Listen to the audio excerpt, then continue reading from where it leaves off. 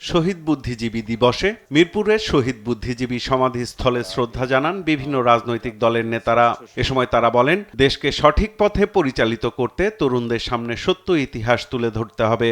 সময় এসছে যে সময় বাংলাদেশকে বিনির্মাণ করবার জন্য, রাষ্ট্র কাঠামো পুনর্বিন্যাস করবার জন্য সুযোগ তৈরি হয়েছে।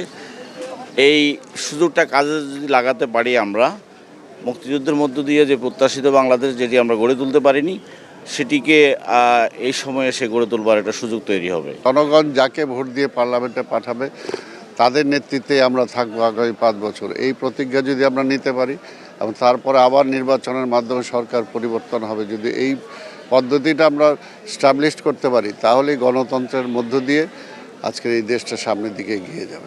সুষ্ঠু রাজনৈতিক ব্যবস্থা তৈরি করতে না পারার দায় নিয়েও কথা বলেন রাজনৈতিক নেতারা। অ্যান্টি স্লিপার টেকনোলজি ও সফট টেক্সচারটাই নরম ঘাসের স্পর্শ, সাপোর্ট গ্রাস ম্যাট, নান্দনিকতার ছোঁয়া।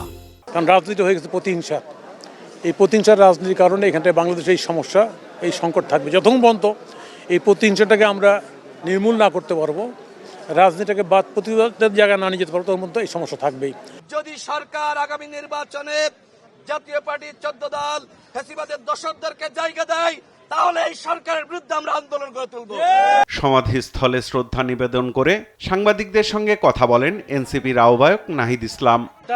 ন্যূনতম একটা ঐক্য আমাদের মধ্যে রাখতে হবে। আমাদের মধ্যে বিভক্তি থাকলে ফ্যাসিস্ট শক্তি সেটা থেকে সবচেয়ে বেশি সুবিধাপ্রাপ্ত হবে।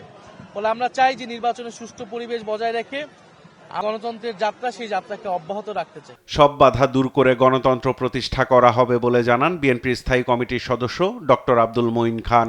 ভিন্ন মতকে একটি গণতান্ত্রিক প্রক্রিয়ায় আমাদের ব্যবস্থাপনা করতে হবে, সেই বিশ্বাস আমি করি। যেহেতু আমি গণতন্ত্রে বিশ্বাস করি, সংযম রাখতে হবে, আমাদের ধৈর্য রাখতে হবে এবং আমাদের ভবিষ্যৎ যে লক্ষ্য, সেই লক্ষ্যে আমাদের স্থির থাকতে হবে। সেই লক্ষ্যটি আমি যেটা বিশ্বাস করি যে আমরা একটি গণতান্ত্রিক সমাজে বসবাস করতে চাই। বিএনপি মহাসচিব মির্জা ফখরুল ইসলাম আলমগীর বলেন, যত চক্রান্তই হোক দেশের মানুষ গণতন্ত্র প্রতিষ্ঠা করবেই।